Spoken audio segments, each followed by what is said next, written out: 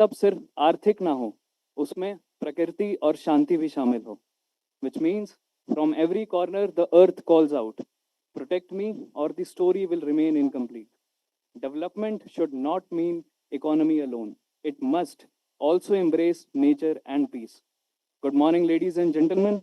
On behalf of Amity University and the Amity Institute of Public Policy, I, Pratyush, extend a heartwarming welcome to our distinguished guests, respected faculty members, and dear students. Today, we have gathered for a thought provoking lecture by our distinguished guest, Professor Dr. Christian Connaught, who is the Director of Research Center of International Center of Policing and Security ICPS at University of South Wales, and Mr. Anant Mishra, who is the Deputy Director of International Center for Policing and Security ICPS at University of South Wales. This moment is indeed significant in our academic journey, as we not only host this prestigious lecture, but also celebrate the spirit of collaboration, dialogue, and global partnerships that define Amity's vision. To take the session forward and guide us through the proceedings of this important event, I now humbly invite Vibhu ma'am to the stage.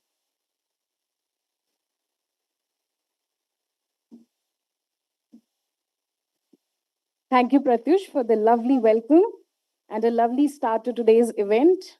And as it happens in our Indian tradition, before we begin any academic endeavor, we always remember our gods, our deities, and request their blessings. And to do the same, I request our HOI sir, Dr. Yugendra Singh, to escort our esteemed guests for lighting of the lamp. And I request Dr. Utkarsh Mishra to join the delegation. Let's have a huge round of applause.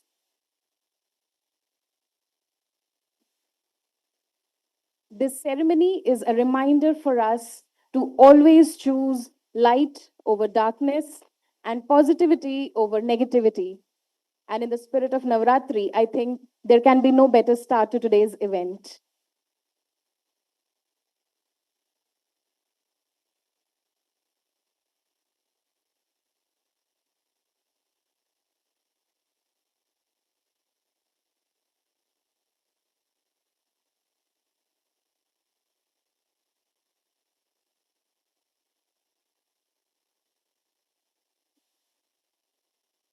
या कुन्तेन्दुतुषारहारधवला या शुभ्रवस्त्रावृता या वीणावरदण्डमण्डितकरा या श्वेतपद्मासना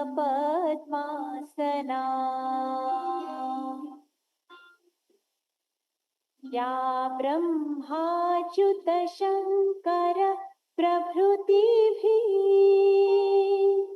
देवै सदा वन्दिता सा Thank you, everyone.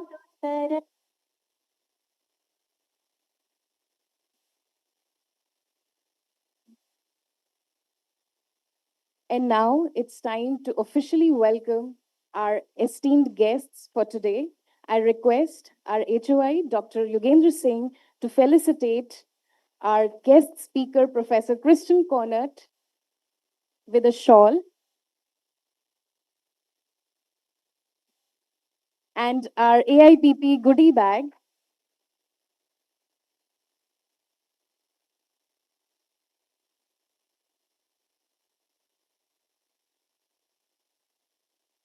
So this way.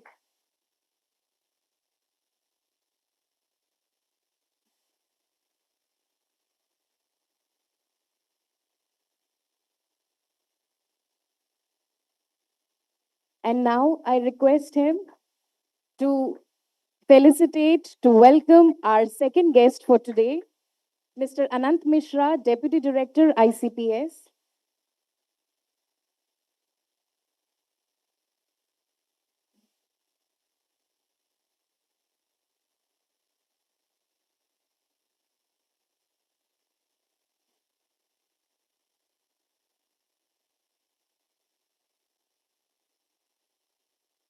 Thank you.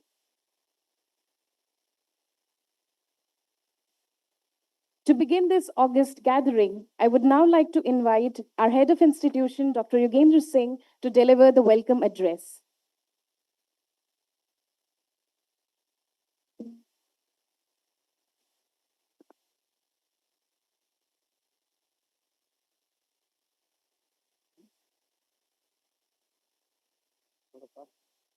Hello.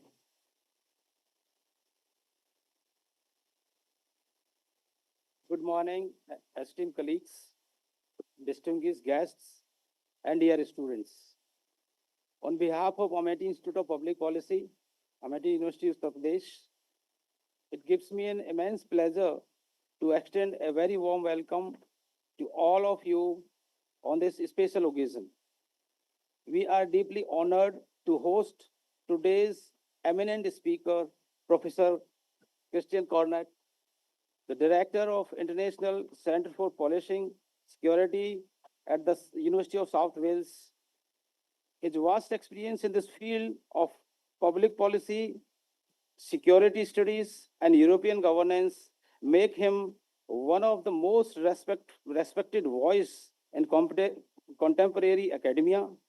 We also extend a very warm welcome to Mr. Anant Mishra, Deputy Director uh, for the center at South Wales, University of South Wales, who has been a vital bridge in strengthening academic ties between Amity and the University of South Wales.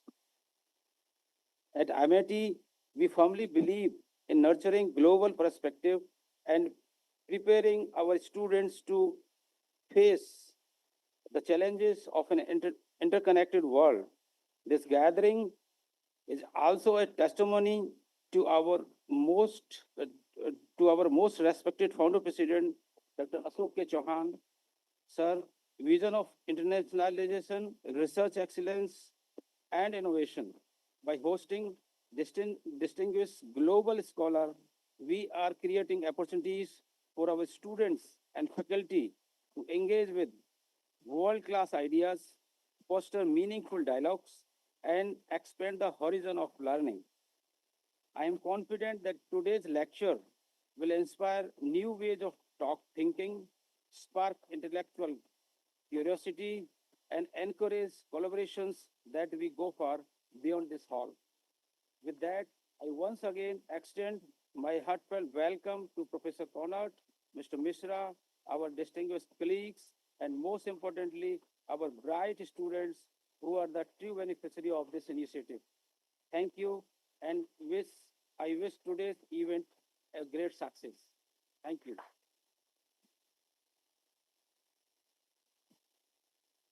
Thank you, sir, for your encouraging words. It is my distinct honor to introduce today's distinguished guest speaker, Professor Christian Konert, a renowned scholar who truly needs no introduction.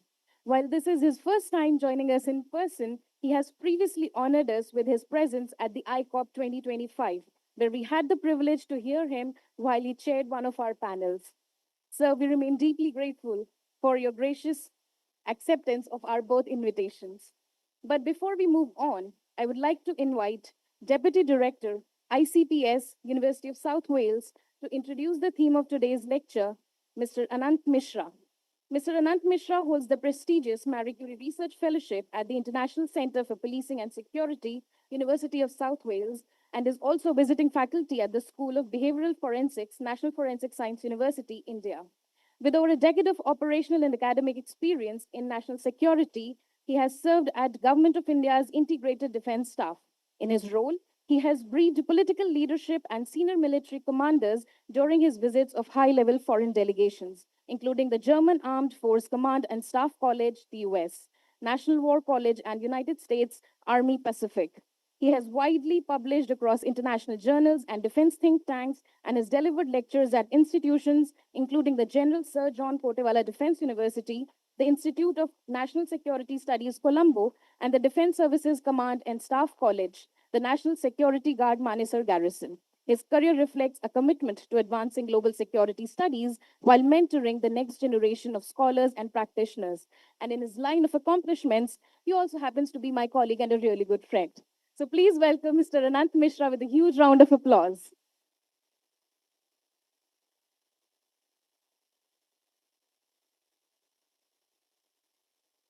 Thank you, Ms. Vibhu, for that generous background. Listening to that, I think I made my mom happy. Um, I am honored to Dr. Singh, and it's a pleasure for Dr. Kunat and I to be here at the Amity University's Amity Institute of Public Policy here today. The topic is on sustainability, but if I limit sustainability, then the question is, what about Global South? What about India's approach to sustainable development goals?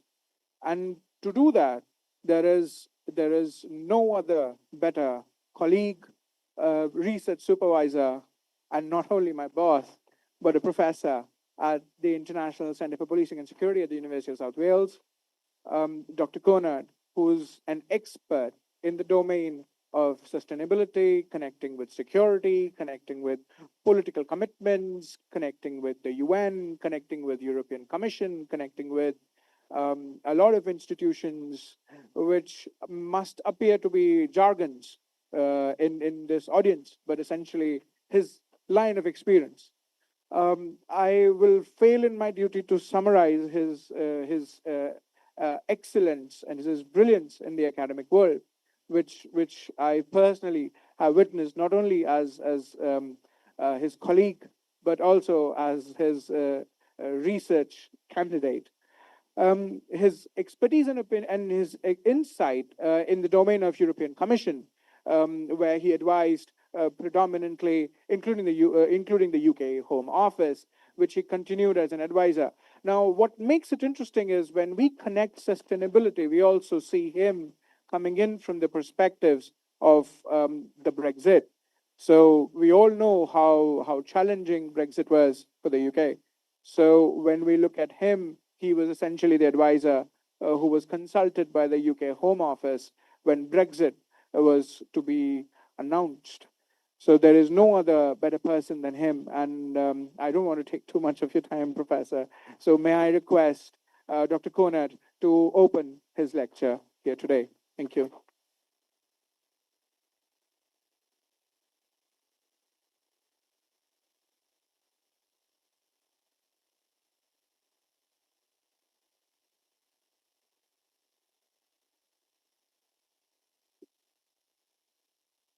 Right. Good morning. Can you all hear me very well? Yeah? Excellent. Thank you. Thank you so much. Thank you so much, Dr. Singh, Vibu. Thank you, Nityanand Mishra, for introducing me so well. Thank you, all the wonderful local organizers who made this day possible. I'm truly very, very grateful to be here with you today. It's a wonderful experience to visit you here in Amity University. I'm very grateful for being part of your institution, of being able to collaborating with you and to have a lot of very, very good discussions. So thank you so much for having me. It's a great privilege and it's a great honor to be with you today. Now, as much as it's also a privilege to be with you today here, just to discuss with you, it's also a great privilege to reflect with you on a theme that really cuts across geographies, economies, and ideologies in the United Nations Sustainable Development Goals, or SDGs. We often hear them described as the world's common to-do list. Now, as you know, common to-do lists can be various forms, right? They can be a focused strategy or they can be a laundry list. So let's try and see where this takes us. The deeper challenge here is this: how do we move from global aspiration to local action? As you can probably imagine, a lot of these ideas are very far in a lot of ways, right? They're not right here, but how do we make them concrete? How do we bring them into this particular space so that they become local actions? How do we ensure that this action addresses sustainability, security, and development simultaneously? How can we make those three concepts intersect? So in order to answer that question, I want to approach it through three connected lenses. Firstly, I want to understand the SDGs from the perspective of India, of Europe, and the wider global south. That'll be my first discussion point. The second one will be to explore the links between policy, between sustainability, and security in today's world, something that is very, very important and that we've seen over the last couple of weeks, perhaps months, maybe gaining ever more importance. So I think this is something that we want to highlight. And then thirdly, I want to highlight the importance of India-Europe cooperation, something that is very close to my heart. I know it is very close to all of your hearts as well. So how can we work together? How together can we influence global south trajectories and translate global commitments into policy actions? How can we do all this together? Now let's start in terms of understanding the SDGs.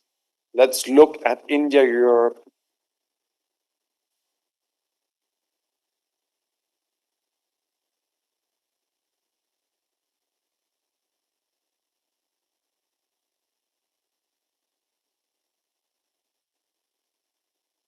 Population of 1.4 billion people and vast disparities across states. It has goals of poverty eradication, clean water, urban resilience, and affordable energy that go hard.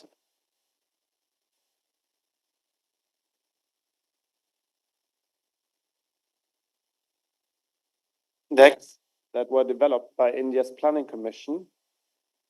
They have localized those global commitments. They've given meaning to them. They ensure that each state competes and contributes. In Europe, we've looked at them from a slightly different perspective. One of the important buzzwords, if you like, the European Green Deal, that is also an important element in the current European Commission's perspective. There's a pledge of carbon neutrality by 2050, and policies on circular economy reflect a regulatory approach.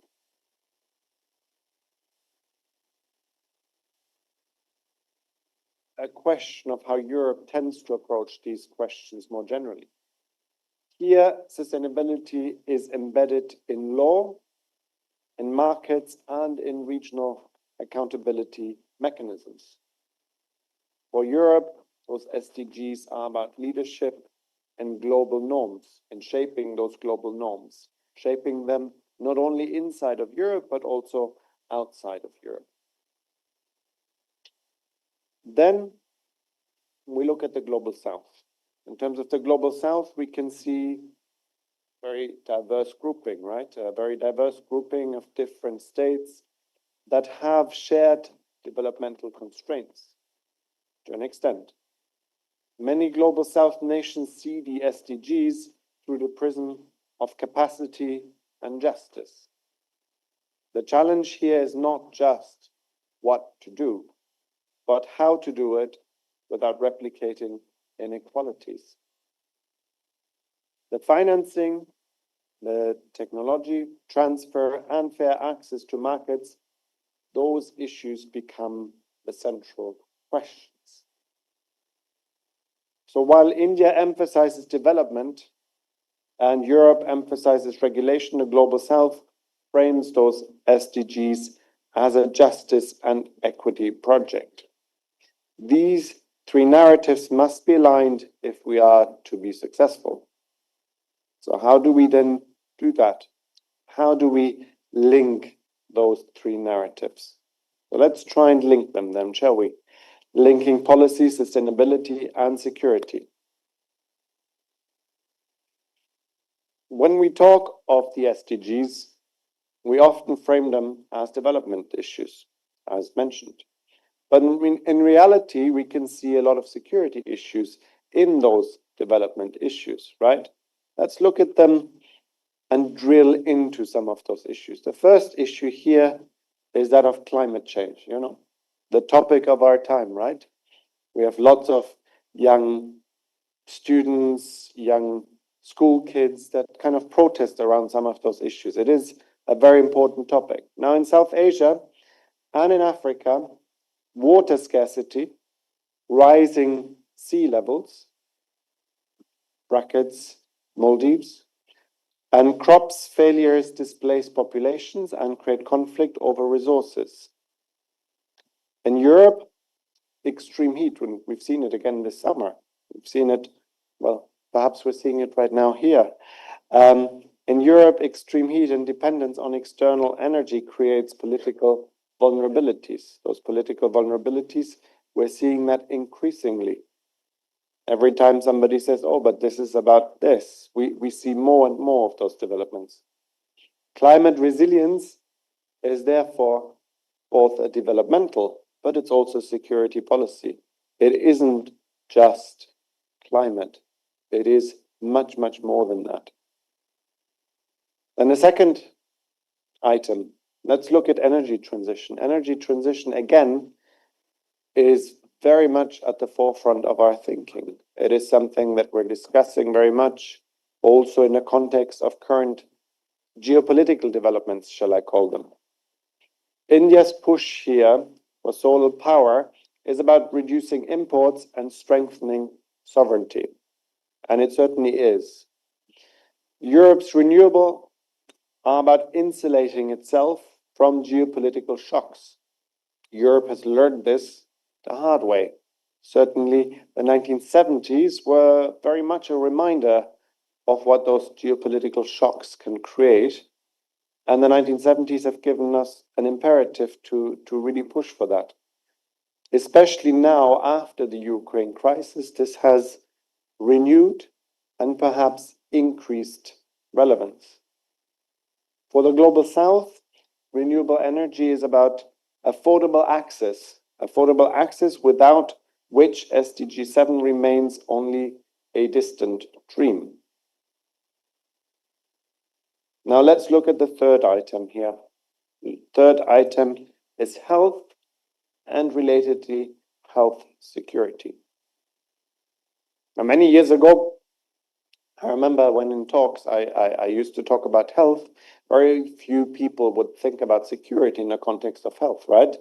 Why is health a security issue? I think having gone through one of the biggest health security crises the world has ever seen with COVID-19, I think people have started to appreciate that it isn't just a health and a public policy issue, but it is also a security issue.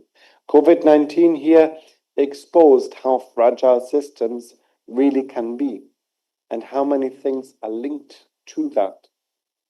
India's vaccine production capacities, Europe's pharmaceutical innovation, and Africa's public health networks together demonstrated that SDGs on health cannot be siloed. They're about global resilience. And they are much, much more than that, because there's a lot of things that are linked to those global networks. Things from geopolitics to market access to a lot of different aspects here. What we see here, therefore, is policy, sustainability, and security very clearly intersect. For the Global South, ignoring SDGs means facing instability, migration, and social unrest. For Europe, to an extent similarly, it risks losing credibility as a normative power. But not only that, it also faces some of similar instabilities. For India, it undermines growth and it undermines governance. So these issues are of vital importance. Now, how then do we translate those beautiful global commitments that we all have and that we need to have?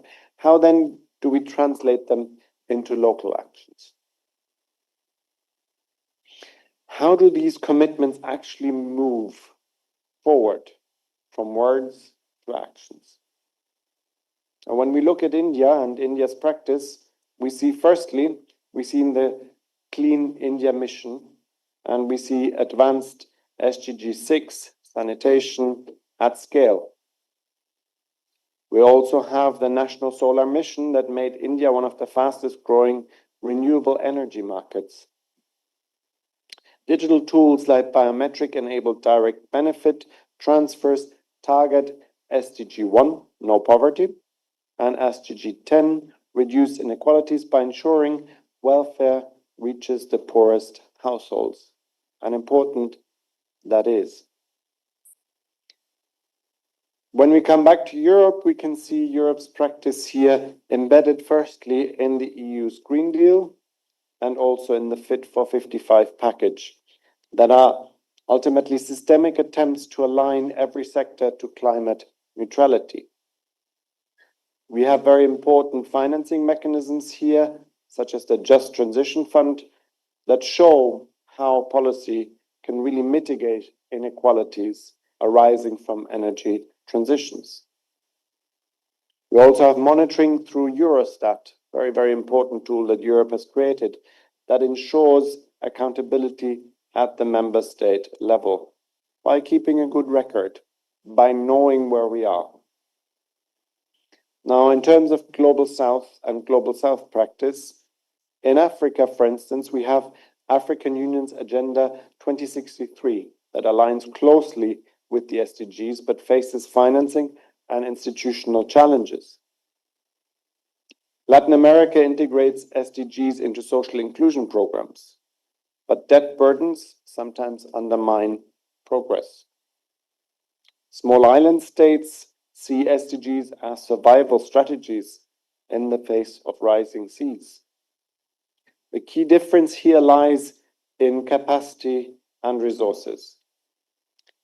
Where and while Europe regulates and India innovates at scale, in a global south, people often struggle to mobilize the means of implementation.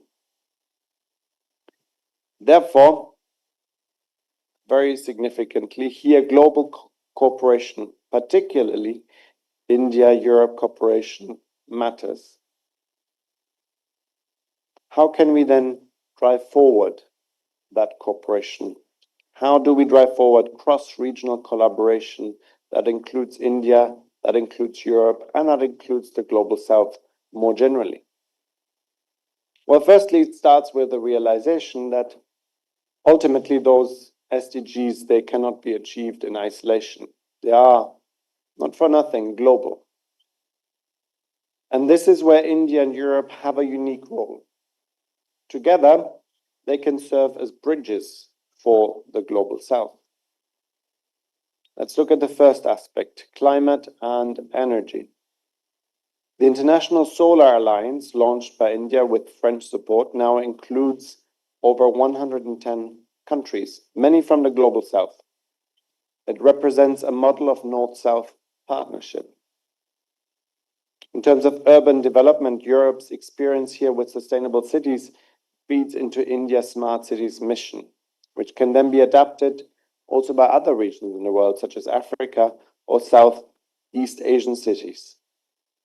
Now, when it comes to research, and that is very important, particularly for universities such as ours, in terms of research and education, India and Europe already collaborate through Erasmus Plus and through Horizon Europe programs.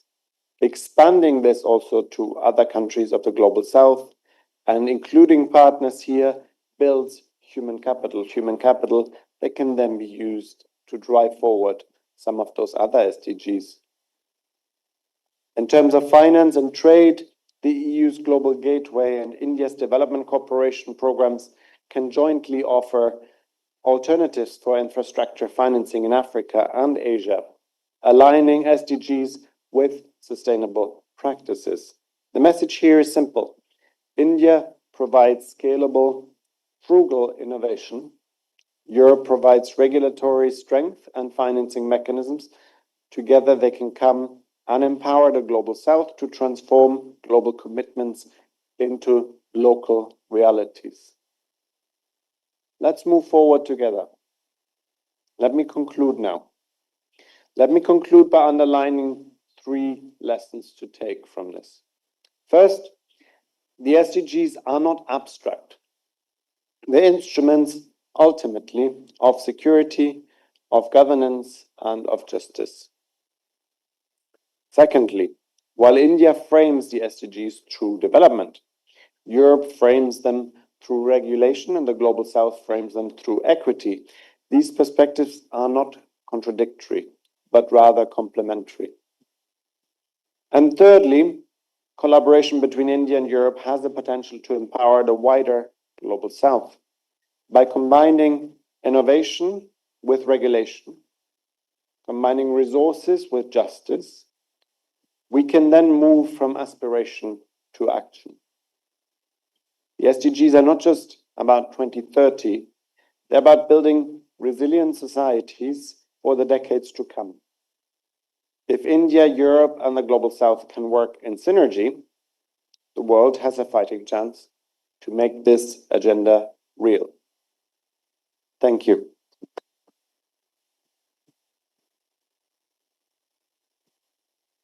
Thank you, Professor Korat, for that enlightening lecture. And I now request if any of our students present here have any questions, they're very much welcome. Yes. Let me get you.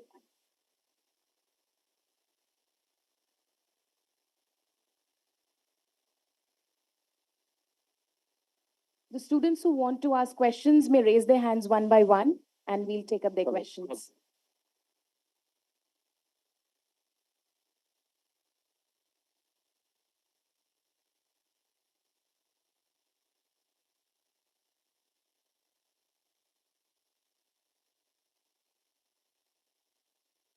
Good morning, sir. Thank you for your great insights. My question to you is, what are some lessons that EU and India can share around the world with each other when it comes to building peace, strong institutions, and clean energy?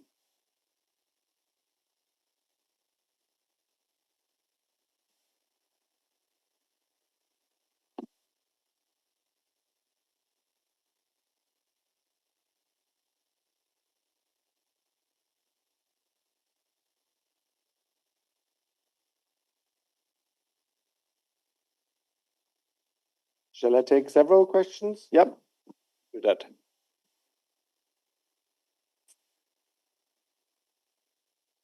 Hello, sir. It was a great speech. Gargi, please be louder.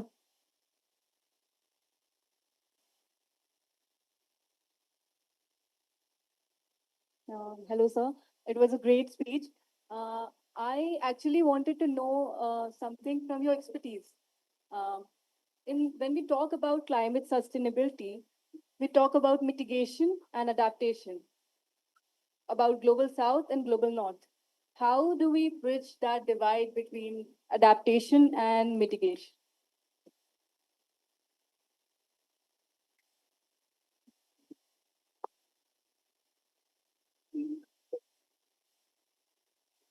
Take a couple. I'm writing it down.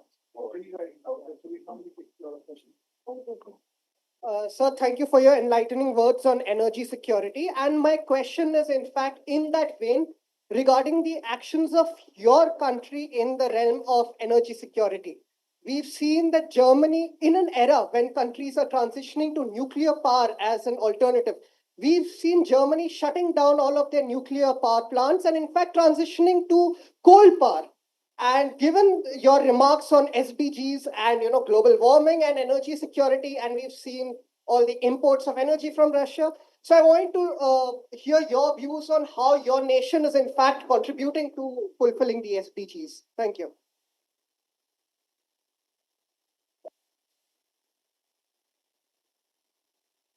Good morning, sir. Thank you for your insights, especially on global financing and capacity building.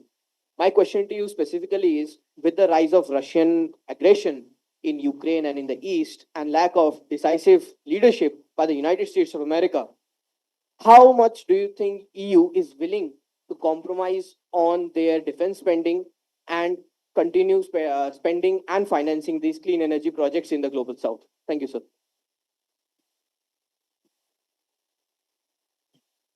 Shall I go one more and then we'll we'll start answering and then we can have another round.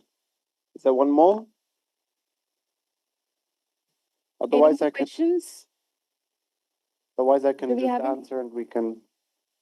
I think we can continue with the answers. I think Okay. we can continue with the Okay. answers. Great. So let's take it in the reverse order now. So let's start with Russia and Ukraine and in terms of EU defense spending. So let's first kind of look at where Europe was when Russia invaded Ukraine, and let's look at where we're about to go.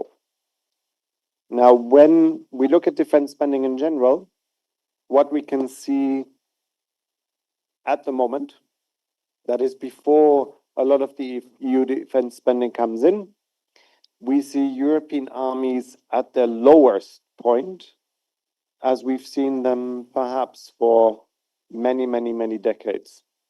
If we just take Germany as an example, Germany has been given as an example in another question. I will come back to that as well. But if we just take Germany as an example, the current German army, the budget of the current German army is lower than the budget of the West German army in 1988. And that includes all of the inflation and everything else. So we are starting from a low point. If I look at the current UK army, it is at its lowest in 200 years. I can continue.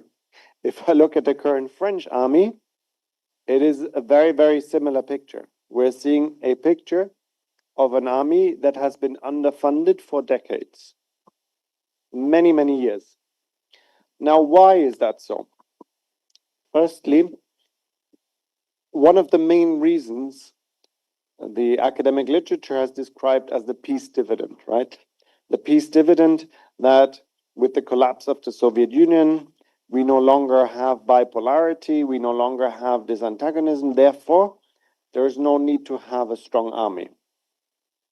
To an extent, Europeans believe that. Secondly, and linked to that, was the idea that European integration itself brings peace. By increasing trade, by bringing countries in, there will be no reason to have war. Therefore, you can reinvest. You don't need your budget to be so high. You can use it for social welfare. You can use it for other aspects. Yeah. So all of this has led to a number of different points that in 2014, in Germany, the defense strategy removed the principle of territorial defense from its defense strategy. 2014 is an important year because why? It is the year that Russia invaded Crimea and took over Crimea. Now, I asked people in the defense ministry, what possessed you to remove the principle of territorial defense in the very year that Russia take over? The answer that I got primarily was that they didn't remove it because they didn't believe in the principle of territorial defense, but that it was an acknowledgement that at this particular moment, the territorial defense is not possible with the capabilities that we have. So it is an admission that, in a sense, the army as it was conceived was a good institution for building hospitals in Afghanistan, for sending, a couple of people to train the police forces, let's say in Bosnia or so on, that they can do. What they can't do is actually being prepared for a larger conflict. Now, the previous German government, chancellor at the time was Olaf Scholz. He called for a Zeitenwende, that is a changing of an era, right? He said that we are now in a new world where we need to react.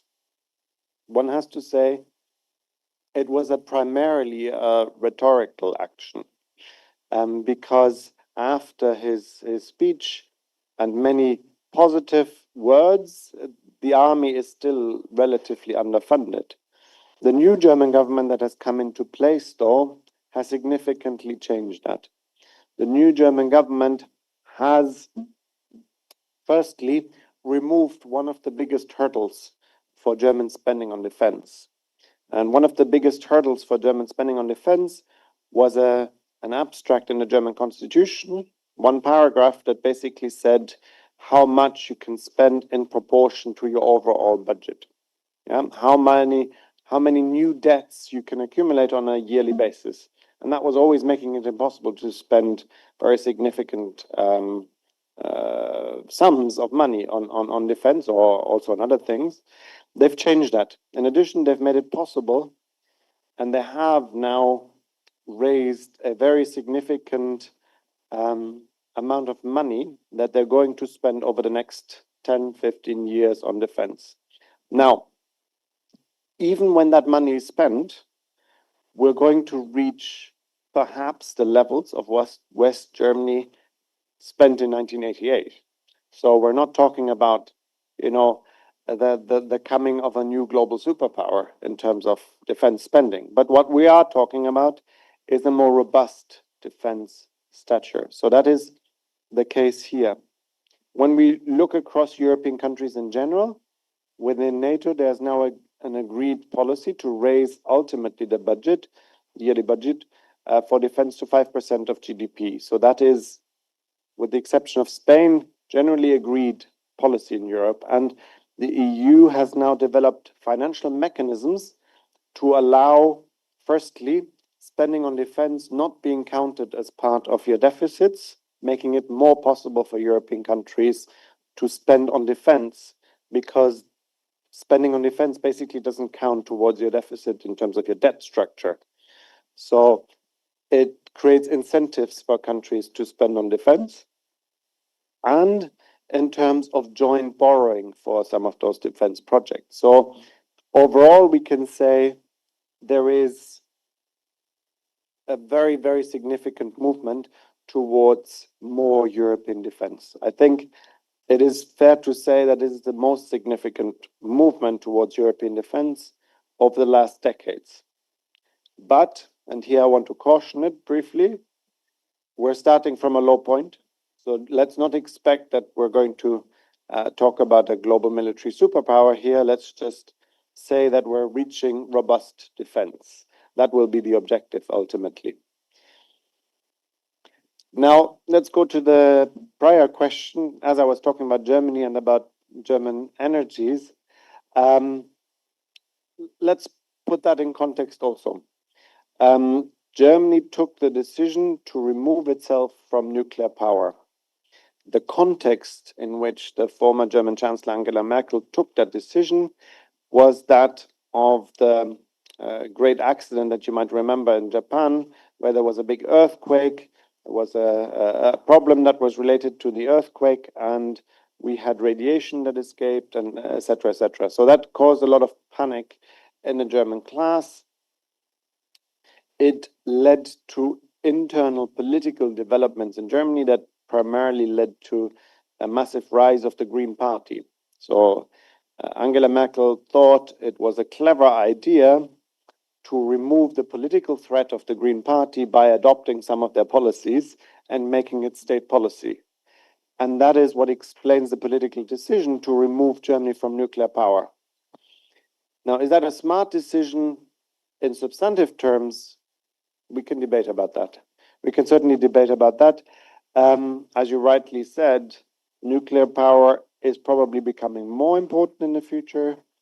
It is a clean energy, so therefore it is a relatively environmentally friendly energy, except in brackets, there are some aspects to be discussed about what happens with the nuclear waste afterwards. That is not a question that we finally answered, but overall people perceive it as such.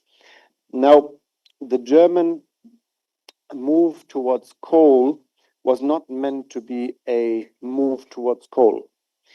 It is what is called in Germany a bridge technology, right? It was meant to bridge the time period that is needed to shift from nuclear to renewable. And only within that time period, there was an emphasis of coal. Now, whether that's going to happen like that, we will see. Germany had to certainly import a lot of oil and gas from Russia. By the way, those who want to know, why did Germany actually have so much oil and gas from Russia? Any of you know why Germany ever took that decision to have so much oil and gas from Russia? Anybody? It goes back to the 1970s. It goes back to the 1970s and the oil shock. Basically, at the time, if you remember, the Arab countries boycotted a lot of the Western countries, and there wasn't wide availability of oil and gas.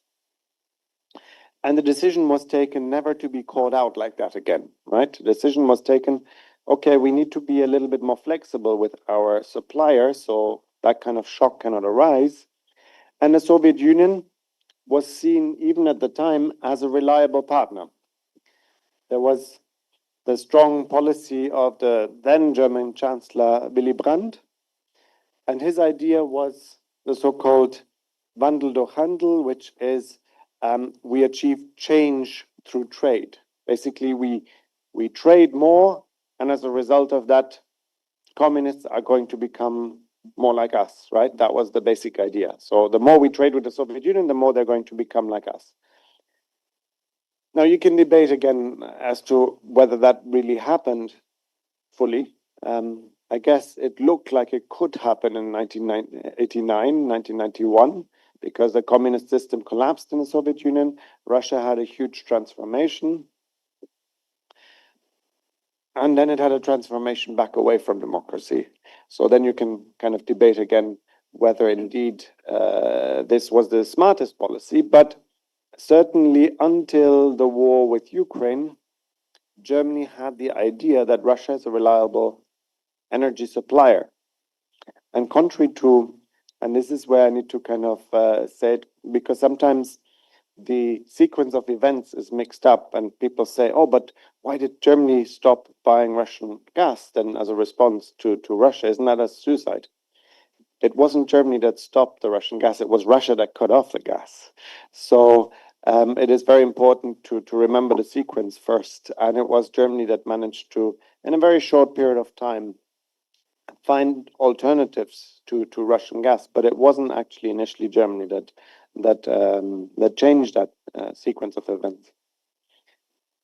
Now, let's come to then the previous question then in terms of climate sustainability, mitigation, and adaptation. I think certainly a lot of our efforts now are about mitigation, are about, I mean, we already know that with 1.5% increased temperature around the world, there's so many things that are going to happen to the climate. There's so many things that are going to happen as a result of that, rising sea levels, etc., etc. So we're going to have to mitigate some of those efforts, and we need to adapt, right? We might need to build things differently. We might have to do a lot of things differently. But ultimately, it's also, to an extent, an opportunity. It's an opportunity to reconceptualize some of those things and reconceptualize the way we do them. And perhaps mitigation in that sense is a slightly negative term, if you like, because it's just kind of dealing with the damage, right? That's what mitigation means.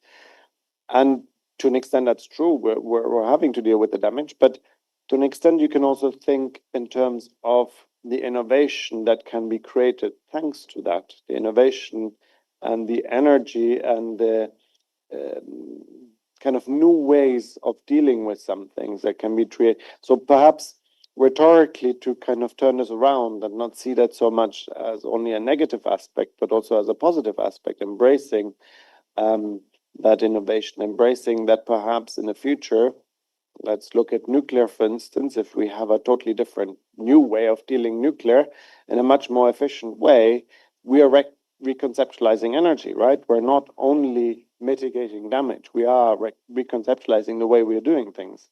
So I think that goes beyond perhaps mitigation and adaptation, but it's a reconceptualization. Now that unfortunately is not sufficient for our climate, because our climate is still going to get hotter. So that's not something that we can reverse, but by reconceptualizing things, we are certainly able to do things better. And I think that would be the point that I would be emphasizing. Now, in terms of the lessons here, both from India and Europe, I think the desire here is very strong in terms of peace and in terms of building strong institutions, in terms of creating clean earth policy. The desire here is very strong. It is something very, very important. Obviously, peace ultimately is the basis for everything, right? Because without peace and without security, it is impossible to build, let's say, strong institutions. It is impossible to have a growing economy. It is impossible to feed people. It is impossible to have development, human development. Ultimately, peace is a basic condition that we need, right? And I think that's certainly a shared lesson, I would say, that perhaps that shared desire, that shared willingness to try and see peace wherever we can, and strong institutions that ultimately are there to really emphasize that, to build it, to push for it. And yes, okay, great.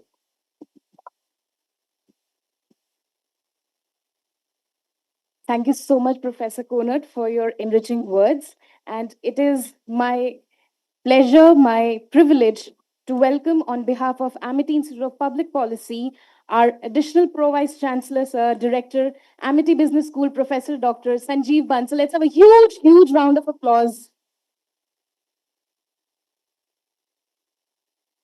And now we begin our series of felicitations. On behalf of Amity University, I request Professor Dr. Sanjeev Bansal, sir, and Dr. Yogendra Singh, sir, to felicitate our guest speaker, Professor Christian Konert.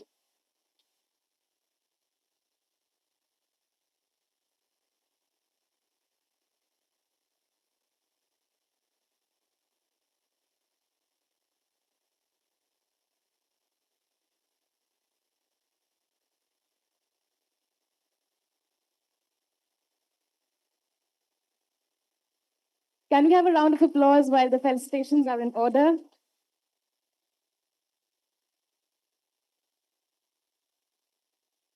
The sapling is a representative that Amity is dedicated towards achieving the Sustainable Development Goals. A token of our gratitude, the shawl, and a memento, the national bird of India, peacock.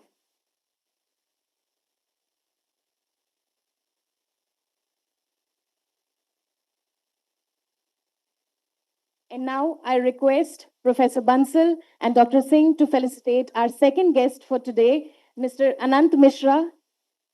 Let's have a huge round of applause.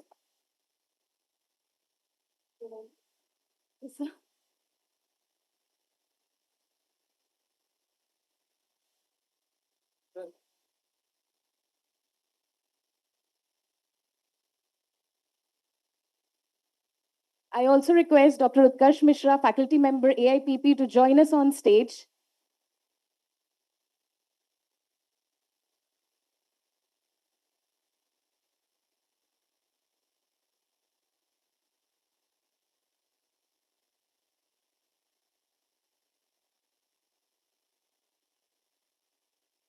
And a memento.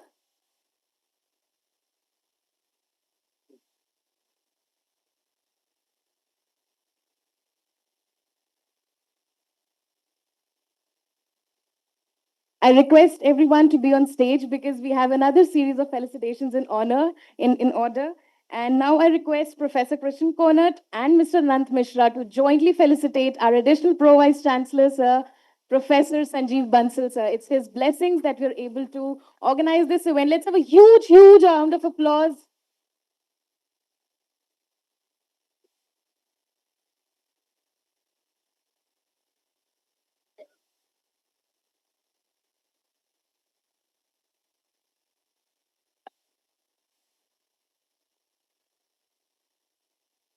It's the prestigious Metropolitan Police Counter-Terrorism Command SO-15 Shield. I request everyone to join the felicitation.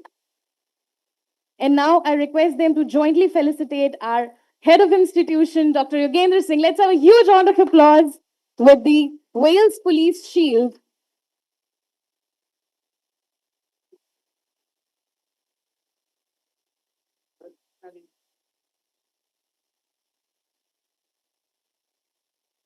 And now I request Professor Sanjeev Bansal for his concluding remarks.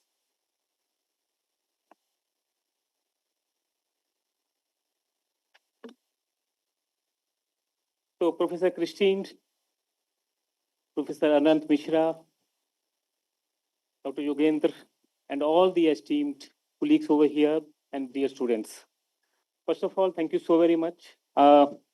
I couldn't join physically, but I was actually watching you. And in fact, our honorable founder president, the founder of this entire universe, is also watching this lecture. And this is a custom here. Whenever we are having an esteemed guest, we all feel very excited. Let me just tell you about, before you are joining here, at least I had 5 meetings with Dr. Yogendra Singh where he was just asking like how you will be coming here, what kind of arrangement should be there and all of the things. So thank you so very much. International relation is something which is totally on turmoil nowadays, and everything is so unpredictable. So this is basically the very right time when you are actually telling us about how India and Europe is basically getting into translation of SDGs into policy action. And when you speak about policy action, I personally feel, Dr. Christine, this is the only thing which actually matters. We debate, we discuss, we speak a lot, but when it comes to actually executing, there are sometimes no results. So I really wonder, that why it's being missing. But definitely, you're coming here and speaking with dear students of international relation. I think it's going to be very impactful, and all the students must have enjoyed your talk. As I was told by Dr. Yogendra Singh, the next step in our association would be to open a center of excellence. And if it happens, I think it will be a very wonderful thing to start with. And then there are not many opportunities, including joint research, joint collaboration, PhD program, which I am sure we'll be doing.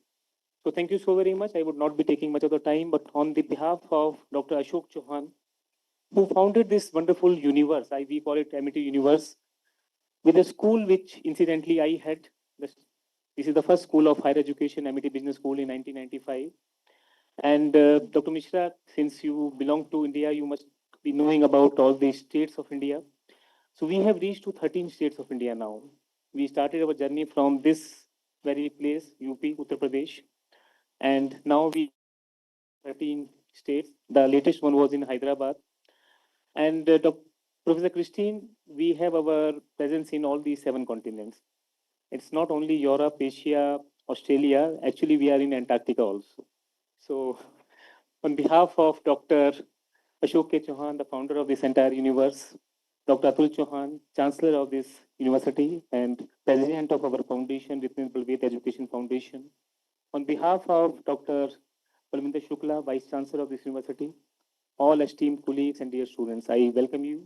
And thank you so very much for this wonderful moment too. I will be definitely handing over to the university. It will be taken as a token of your university to ours. Thank you so very much.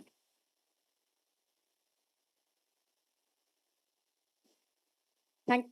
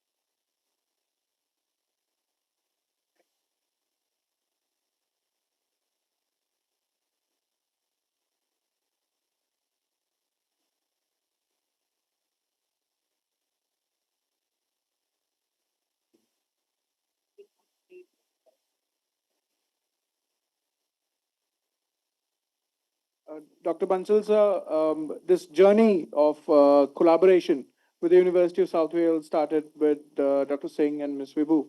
So, sir, we'll be failing in our duties if we do not felicitate her in the process.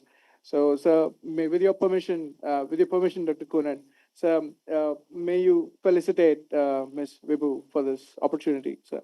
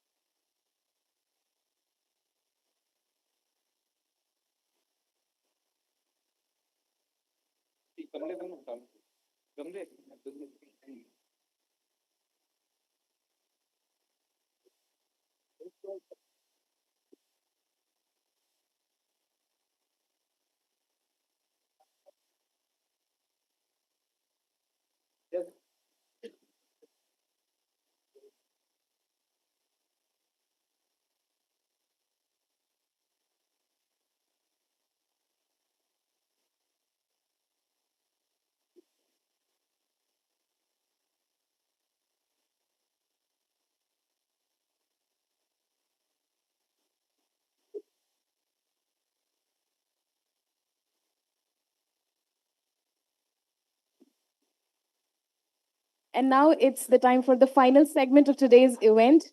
It's my utmost honor to thank all our dignitaries, our additional Pro Vice Chancellor, Sir, Professor Sanjeev Bansal, Sir, for taking out time from your really busy schedule.